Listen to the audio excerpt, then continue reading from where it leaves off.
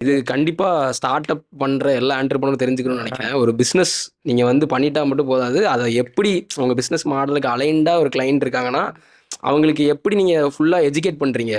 அத பொறுத்து தான் உங்க ஆ. பிசினஸ் எப்படி ஸ்கேல் ஆகுங்கிற இருக்கு. ஸோ 0 தான் அது ஆ. அப்பவே பண்ணியிருக்காங்கங்கிறது ஆச்சரியமா. அது 2018ல நான் சொல்றது. ம். பண்ணி அது பார்த்து நல்லா இருந்துச்சு. ம். அப்போ படித்தேன் ஃபுல்லாக. அப்போல்லாம் இது சேட் ஜிபிடி யூடியூப்லாம் ஒன்றும் பெருசு எல்லாமே படித்து தான் ஆகணும். ம். படித்து கற்றுக்கிட்டேன். நான் என்ன பண்ணேன், என்னோட மெயின் விஷயம் ஒன்று கற்றுக்கிட்டு ஒன்று படித்தேன்னா அதை இம்ப்ளிமெண்ட் பண்ண ம். முயற்சி செய்வோம், முடிஞ்ச அளவுக்கு முயற்சி செய்வோம். ம்.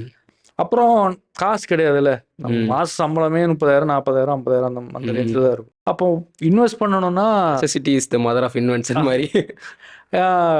ஒரு இது வேணும் நமக்கு. அது ஒரு பிளாட்ஃபார்ம் ஐடியில் ம். ஐடி மணின்னு சொல்லிட்டு ஏதோ ஒரு போர்ட்ஃபோலியோ நீங்கள் மெயின்டைன் பண்ணலாம். டம்மி இப்போ எப்படி நீங்கள் ஜெரோதாலேயோ இல்லை வேற க்ரோலியோ நீங்கள் ஸ்டாக் போட்டு பார்க்குறீங்க, அதே மாதிரி அது வந்து டம்மியாக ஸ்டாக் போட்டு அது ஆக்சுவலாக சொல்லிடும் இன்னைக்கு குறைஞ்சிருக்கா நாளைக்கு வந்திருக்கா. நான் ஒரு வருஷம் வந்து அனலைஸ் பண்ணேன் ஸ்டாக்ஸை.